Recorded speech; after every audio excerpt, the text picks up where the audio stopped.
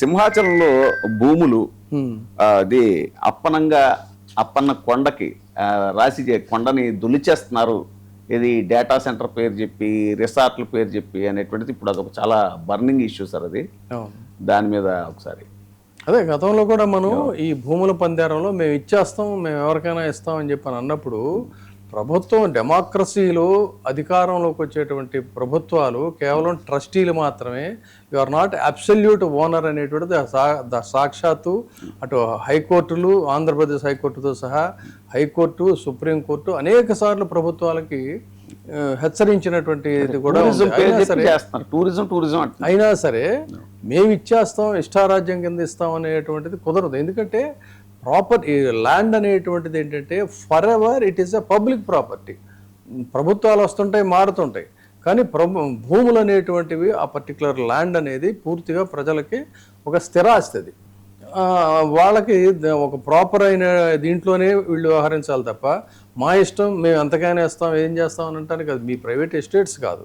So ఇక్కడ చూసుకున్నట్టయితే అసలు కార్పొరేట్లకు భూముల పందేరం అనేది మొన్న మర్చిపోయాను, తమిళనాడులో ఒక న్యూస్ వచ్చింది, కర్ణాటకలో కూడా ఈ మార్కెట్ వాల్యూ ఎంత ఉందో అంత మార్కెట్ వాల్యూకి లెక్క వేసి మాత్రమే కార్పొరేట్ సంస్థలకు వాళ్ళు అక్కడ భూములు అప్పచెప్పారు, కర్ణాటకలో కూడా రీసెంట్గా.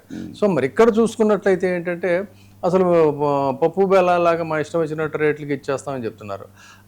అది అలా ఉంటే అసలు ఈ భూముల కేటాయింపుకి ముఖ్యంగా దేవుడి గుళ్ళు కూడా, దేవుడి స్థలాలు, దేవుడి మాన్యాలు కూడా ఇదైపోతున్నాయి. విశాఖపట్నం భీమునిపట్నం మండలం కొత్త వలస ప్రాంతంలో మొత్తం కొండ ప్రాంతం అంతా కూడా పూర్తిగా ఒక ప్రైవేట్ కార్పొరేట్ సంస్థకి అతి తక్కువ ధరకి అప్పగించేశారనేటువంటిది ఒకవైపు ఆరోపణ. ఈ అప్పన్న కొండకి ఏ ప్రాతిపదికన మొత్తం ఒకసారి మనం పిక్చర్స్లో చూస్తే ఎడాపెడా తవ్వుకుంటూ వెళ్ళిపోతా ఉన్నారు. పర్యావరణవేత్తలు కూడా ఒకవైపు చేస్తున్నారు. ఇది మైరా ఏదో రిసార్ట్స్ ఏదో ఉంది,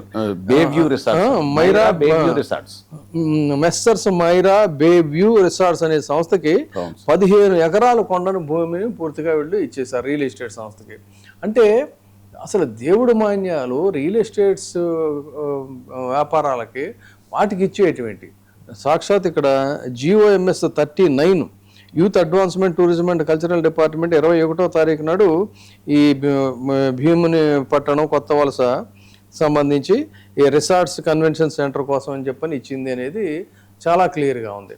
అసలు ఇది దీని మీద సరైనటువంటి అసలు ఆ ల్యాండ్స్ ఎట్లా ఉన్నాయి, ఏమిటి, దానివల్ల ఏమవుతుంది, అక్కడ ఏదైనా కడితే ఎకలాజికల్ ఇన్బ్యాలెన్స్ వస్తుందా, తర్వాత పబ్లిక్ ఫీలింగ్స్ దెబ్బతింటాయా, ఇవేమి లేవు. కోట్ల విలువ చేసేటువంటి భూమి అంతా కూడా పూర్తిగా కారు చౌకగా ఇచ్చేస్తున్నారు. మరి స్థానికులు ఇట్లాగే ఇప్పుడు మన కన్నబాబురావు గారు లాంటి విపక్ష నేతలు కానీ స్థానిక ప్రజలు కానీ వాళ్ళు చెప్తుంది ఏంటంటే మార్కెట్ వాల్యూ చాలా ఎక్కువగా ఉంటే అసలు కనీసం మార్కెట్ వాల్యూకి దగ్గరగా వచ్చేటువంటిది కూడా లేకుండా కారు చౌకగా రియల్ ఎస్టేట్ ఇవ్వడం అనేది ఇది టూరిజం డెవలప్మెంట్ అనాలా, రియల్ ఎస్టేట్ వ్యాపారం అని చెప్పనాలా అనేది ప్రశ్నిస్తున్నారు.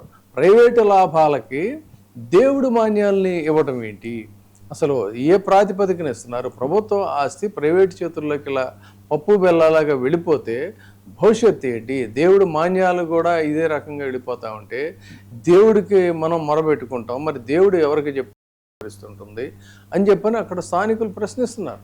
సో అంటే ఇది చివరికి పోనీ ఆ స్థానికులకు ఏమైనా దీనివల్ల ఉపాధి వస్తుందా, ఏమైనా ఉద్యోగాలు వచ్చేటువంటి పరిస్థితి ఉన్నాయా అనంటే ఏమి ఉండదు. టూరిజం పెరుగుతుంది. టూరిజంలో ఏముంటాయండి ఉద్యోగాలు? ఎన్ని ఉద్యోగాలు ఉంటాయి? వాళ్ళకి ఇచ్చే జీతాలు ఎంత ఉంటాయి?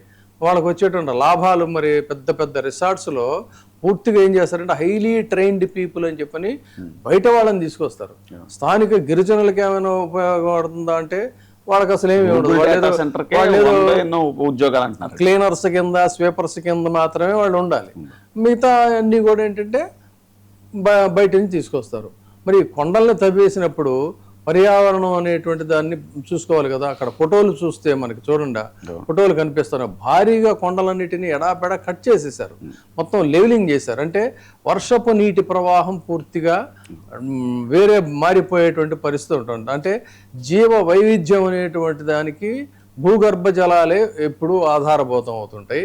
అవన్నీ కూడా ఇప్పుడు పూర్తిగా పర్యావరణవేత్తలు చెప్తుంది ఏంటంటే టూరిజం పాలసీ పేరుతో మొత్తం ఎకలాజికల్ ఇన్బ్యాలెన్స్ ఛిద్రం చేసి పడేసేస్తున్నారు ఏపీ టూరిజంతో అని చెప్పిన వాళ్ళు చాలా ఆందోళన వ్యక్తం చేస్తున్నటువంటి పరిస్థితి. అంటే అక్కడ ఎకలాజికల్ ఇన్బ్యాలెన్స్ వస్తే మొత్తం ఏమవుతుంది చెప్పండి? జరిగేటువంటి ప్రమాదాలు కానీ ప్రాణ నష్టం కానీ కొద్ది మంది ప్రైవేటు వ్యక్తుల యొక్క స్వప్రయోజనాల కోసం చిరకాలంగా ఉన్నటువంటి ప్రకృతి సౌందర్యాన్ని, ప్రకృతి భద్రతని, అక్కడ ఉన్నటువంటి ప్రజల యొక్క జీవన వైవిధ్యాన్ని, వీటన్నిటినీ కూడా ఛిద్రం చేసి పడేసేసి ఐటీ పార్కులని, పోర్ట్లని, ఇండస్ట్రీలని, క్యారిడర్లని, పవర్ ప్రాజెక్టులని సజ్జల పేరుతో ఇష్టారాజ్యం కింద పనిచేసేస్తూ ఉంటే ఎలా ఇప్పుడు దీనికి సంబంధించినటువంటి పరిస్థితి పూర్తిగా ప్రజలు కూడా ఇప్పుడు మనకు వెస్ట్ బెంగాల్లో చూసాం. వెస్ట్ బెంగాల్లో ఇలాంటి పనులు జరుగుతున్నప్పుడు చాలా పెద్ద ఎత్తున ప్రజలు ఉద్యమించారు. సో ఇక్కడ కేవలం రాజకీయ దృక్కోణంతో కాదు, అది అమరావతి కావచ్చు, విశాఖ తీర ప్రాంత భూములు కావచ్చు, ఏదైనా కానీ ఇప్పుడు విశాఖలో చూసుకుంటే భీమిలి, కొత్త వలస, ఆనందపురం ఈ ప్రాంతాలన్నీ కూడా శరవేగంగా రియల్ ఎస్టేట్ కబంధహస్తాల్లోకి వెళ్ళిపోయినటువంటి పరిస్థితి జోన్లు వారీగా. మరి ఆ రోజున కూడా ఎడాపెడా ఒక లెక్క, క్యాలిక్యులేషను, భద్రత లేకుండా ఉంటే సజ్జల పేరుతో చూసుకున్నప్పుడు పెద్ద ఎత్తున వెస్ట్ బెంగాల్లో ఉద్యమించారు ప్రజలు. సో మరి ఇది ఏదో రెండు పార్టీల మధ్య ఇది వ్యవహారం అనేటువంటిది కాకుండా స్థానికంగా ఉన్న ప్రజలు ఏదో ఆందోళన వాళ్ళ యొక్క భద్రత కోసం, వాళ్ళ యొక్క ఆస్తుల్ని అంటే తరతరాల భవిష్యత్ తరాల ఆస్తుల్ని కాపాడుకోవటం కోసం కూడా వాళ్ళు డెఫినెట్గా దీని మీద రియాక్ట్ అవ్వాల్సినటువంటి పరిస్థితి. లేకపోతే పూర్తిగా ఏమవుతుందంటే కొద్దిమంది పెట్టుబడిదారుల చేతుల్లోకి రాష్ట్రం వెళ్ళిపోయినప్పుడు మళ్ళీ ఏమవుతుందంటే ఒకప్పుడు జమీందారీ వ్యవస్థ ఉండేది, ఆ జమీందారీ వ్యవస్థలకు క్రమంగా ఆంధ్రప్రదేశ్ రాష్ట్రం వెళ్ళిపోయేటువంటి ప్రమాదం కూడా ఉందనేది ఇక్కడ గమనించాలి. కాబట్టి అదేమంటే మేము పూర్తిగా భూమిని అమ్మలేదు, పాలసీ ప్రకారం ఇస్తున్నాము అంటే ఏంటి 99 సంవత్సరాలకి ఇస్తున్నాం అంటారు. ఆ 99 సంవత్సరాల తర్వాత మళ్ళీ దాన్ని ఎవరో ఎక్స్టెండ్ చేస్తారు. ఎన్ని భూములు చూడలేదండి మనం దేవుడి మాన్యాలకు సంబంధించి పెద్ద పెద్ద కన్స్ట్రక్షన్స్ కట్టేసి కాలేజీలు, యూనివర్సిటీలు ఇవన్నీ ఉన్న సంగతి తెలియదా మనకి? ఇవన్నీ కూడా ఏంటి అసలు ఇప్పటి తరాల వాళ్ళకు కూడా తెలియదు. ఎప్పుడో వీళ్ళు దేవుడి భూములను తీసుకొని కన్స్ట్రక్షన్స్ అన్నీ కట్టారనేటువంటి సాక్షిబద్ధంగా ప్రతి చోట విజయవాడ దగ్గర నుంచి తీసుకుంటే అనేక ప్రాంతాల్లో వందల వేల ఎకరాలన్నీ కూడా దేవుడి భూములు, అమ్మవారి భూములు ఇలాంటివన్నీ కారు చౌకగా వీళ్ళు పే చేస్తా కోటాను కోట్ల రూపాయల వాళ్ళు దేవుతున్నారు. సో ఇప్పుడు వైజాగ్లో పూర్తిగా జరుగుతున్నటువంటి పరిస్థితి ఇదే. కాబట్టి ఇప్పుడు అన్నట్టుగా ఆయన ఉత్తరాంధ్ర రీజనల్ కోఆర్డినేటర్ గా ఉన్నారు. మరి సో దీని మీద మరి వాళ్ళు ఏ రకమైనటువంటి యాక్షన్ తీసుకుంటారు, వాళ్ళ రియాక్షన్స్ ఎలా ఉన్నాయి, వాళ్ళ ఫ్యూచర్ యాక్షన్స్ ఏ విధంగా ఉండబోతా ఉంటాయి, లేదు దీన్ని సమర్థిస్తారా, ఓకే మన ప్రాంతం డెవలప్ అవుతుంది అనేదాన్ని కూడా మనం ఆయన్ని అడిగి తెలుసుకోవాలి. కన్నబాబు గారు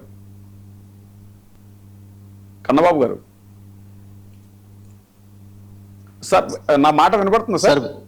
ఇప్పుడు వినిపిస్తుందండి సార్. మీరు ఉత్తరాంధ్ర వైసీపీ రీజనల్ కోఆర్డినేటర్ గా ఉన్నారు.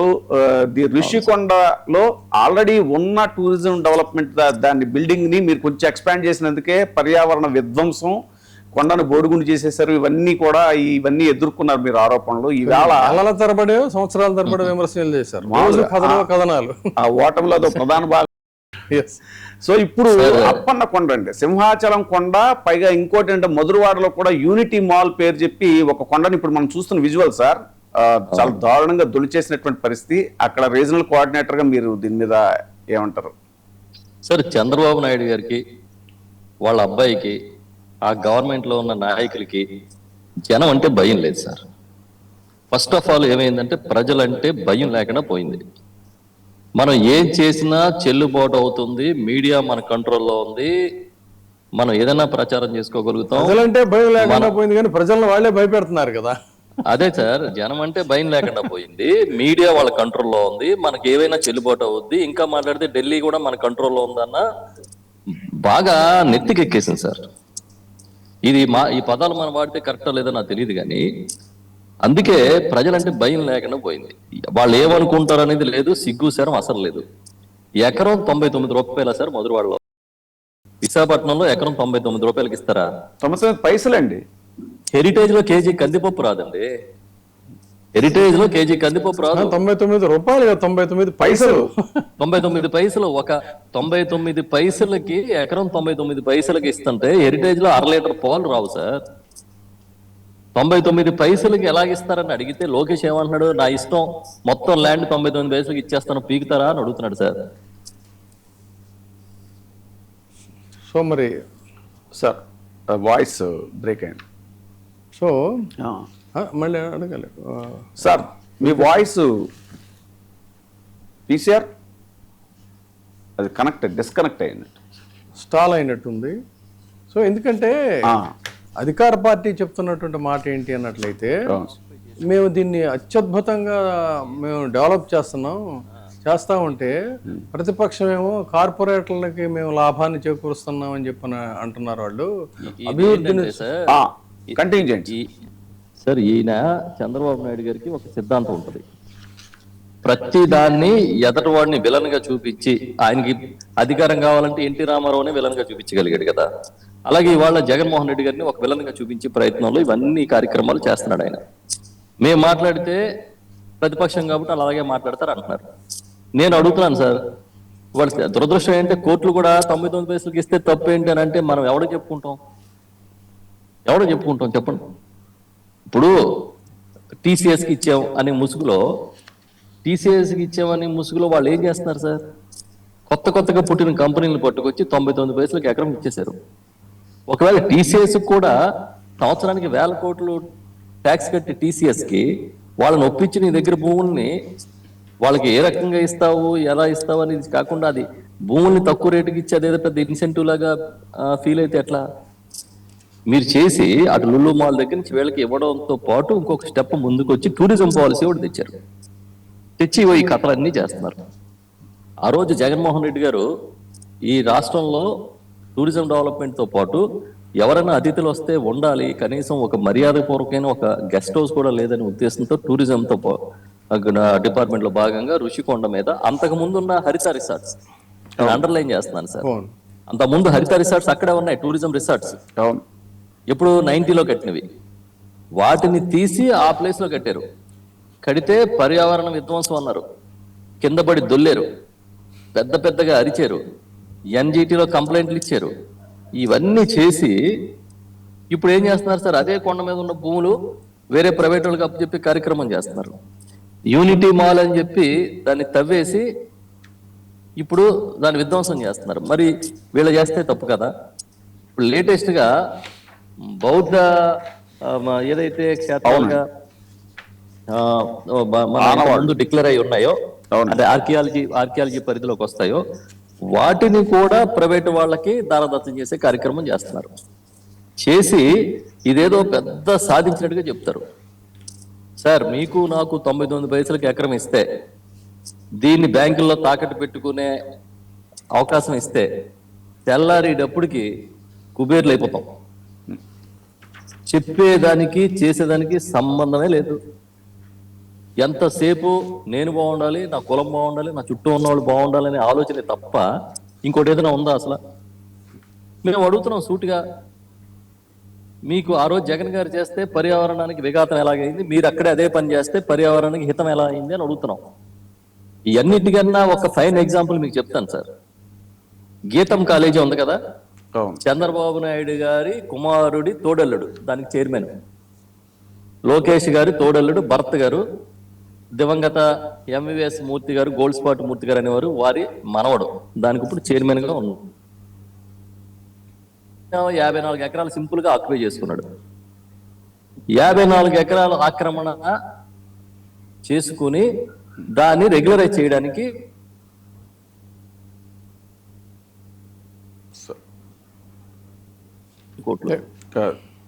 దీని మీద కంటిన్యూ చేయండి వాయిస్. సో అదే ఇప్పుడు ఆయన సరే ఆ రోజున వాళ్ళు ఇదైపోయారు, కింద పడి దొర్లారు, నానా యాగి చేశారు, అల్లరి చేశారు అంటున్నారు కదా. మరి ఇప్పుడు ఇంత పెద్ద స్థాయిలో ఇది చేస్తున్నప్పుడు అదే స్థాయిలో అంటే where there is action there is always reaction అనేది ఉంటుంది కదా. మరి ఆ విధంగా ఇప్పుడు వీళ్ళెందుకు అంత స్థాయిలో ఉద్యమించలేకపోతారు? ఎందుకంటే అంతకన్నా 2 కాదు 3 4 జరుగుతుంది కదా. కంటిన్యూ. సో మీరు వాయిస్ క్లియర్ అయితే మీరు మాట్లాడండి. సార్ ఒకటి చెప్తా, మీకు వినిపిస్తా? నా వాయిస్ వినిపిస్తుంది? నేను గీతం సబ్జెక్ట్ మాట్లాడుతున్నాను సార్, అది కనెక్ట్ అయిందో లేదో మీరు చూసారు. కనెక్ట్ అయింది సార్, కంటిన్యూ చేయండి సార్. ఇప్పుడు గీతం కాలేజీ సంబంధించి 54 ఎకరాలు సింపుల్ గా ఆక్యుపై చేసుకున్నారు సార్. 54 ఎకరాల ఖరీదు మార్కెట్ లో 5,000 కోట్లు సార్. దీని మీద మేము ఉద్యమం మొదలు పెట్టాం సార్. మా నాయకుడు జగన్మోహన్ రెడ్డి గారి ఆదేశాల మేరకు ఇదేంటిది తప్పు కదా అని. దీన్ని వైఎస్ఆర్ ప్రభుత్వం ఉన్నప్పుడు ఆనాటి ప్రభుత్వం జగన్మోహన్ రెడ్డి గారి నాయకత్వంలో దీన్ని ఇది ఆక్రమణని తేల్చి బోర్డులు పెట్టింది సార్. ఇప్పుడు దాన్ని చంద్రబాబు నాయుడు గారు ఆయనకి ఉత్తి పుణ్యాన రాసి ఇచ్చేద్దాం, కొడుకు తోడలుడికని ఫిక్స్ అయిపోయాడు సార్.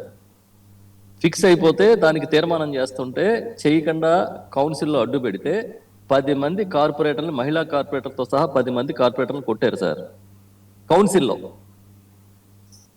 ఇప్పుడు ఆయన ఏమంటాడు చంద్రబాబు నాయుడు గారు, ఎందుకు ఇవ్వకూడదు, ఇచ్చేస్తాను నేను అంటున్నాడు సార్. అదే భరత్ గారు ఒక ట్వీట్ చేశాడు సార్, జగన్మోహన్ రెడ్డి గారి లెక్కలు తెలీదు, దీని విలువ 5,000 కోట్లు కాదు 1000 కోట్లే అని. 1000 కోట్లు అంటే తక్కువ సార్. 1000 కోట్లు భూమి అయితే కబ్జా పెట్టేయచ్చా? ఇంకా చిత్రం ఏంటంటే 2001 సంవత్సరంలో ఇలాగే ఒక 74 ఎకరాలు, ఎకరం 18,000కి ఇచ్చేసాడు సార్ చంద్రబాబు నాయుడు అధికారంలో ఉన్నప్పుడు ఇదే గీతంకి. ఇవాళ గీతం ఉన్న యూనివర్సిటీ, గీతం యూనివర్సిటీ ఏదైతే ఉందో ఆ ప్రాంతంలో గజం ఎంత సార్ ఇవాళ? మినిమం 50 నుంచి 70,000 రూపాయలు ఉంటుంది, మినిమం టు మినిమం. అంటే ఇప్పుడు మీకు రాసిచ్చిన భూముల విలువ ఎంత సార్? ఇలాగ 100 ఎకరాలు మీరు రాసేసుకుంటే సొంతంగా గవర్నమెంట్లు వచ్చినప్పుడల్లా డెఫినెట్ గా మీరు ప్రపంచ ధనవంతుల జాబితాలోకి వెళ్ళిపోతారు. కానీ జగన్మోహన్ రెడ్డి గారిని ఒక విలన్ లాగా చూపించే కార్యక్రమం, వైఎస్ఆర్ పార్టీని ఒక విలన్ లాగా చూపించే కార్యక్రమం. విజయబాబు గారు ఇప్పుడు నేను మాట్లాడాను అనుకోండి, మా మీద బురద జల్లుతారు, మమ్మల్ని నియంత్రించడానికి వీలైనన్ని పనులు చేస్తారు, కేసులు పెడతారు, ఏదైనా చేస్తారు. వీళ్ళకి అడిగే నాదుడు లేడు, దిక్కు లేదన్నట్టుగా మారిపోయింది సార్ వ్యవస్థ. ఇంకోటి ఏమైందంటే సార్, ఒక విమర్శకి భయపట్లే, ఒక తప్పు చేసి భయపట్లే, వ్యవస్థలన్నింటినీ మేము కంట్రోల్ చేయగలుగుతామని నమ్మకంలో ఉన్నారు కాబట్టే ఈ దుర్మార్గాలన్నీ జరుగుతున్నాయి. ఒక పక్కన ప్రభుత్వ భూములు రాసేసుకుంటున్నారు, ఇంకో పక్కన ప్రభుత్వ భూములు ఆక్రమించి రెగ్యులరైజ్ చేసుకుంటున్నారు. చిత్రం చెప్పంటారా? ఒక చిన్న సరదా కాన్ఫిగరేషన్ చెప్తా సార్. వీళ్ళు ఎక్కడైతే విశాఖపట్నం ఆర్థిక రాజధానిగా పనికిరాదనుకున్నారో అక్కడ భూములే దోచుకుంటున్నారు. వీళ్ళు అతిగా ప్రేమించే అమరావతిలో ఒక్క గజం భూమి కూడా దోచుకునే కార్యక్రమం చేయట్లే, ఎందుకంటే అక్కడ అడిగే నాదుడు లేడు. అలా అమరావతికి మార్కెటే లేదు, అదంతా ఆర్టిఫిషియల్, ఇది ఇంటెలిజెన్స్. అమరావతి ఏమో ఆర్టిఫిషియల్, విశాఖపట్నం ఇంటెలిజెన్స్ ఉన్నాయి వీళ్ళకి. ఇదంతా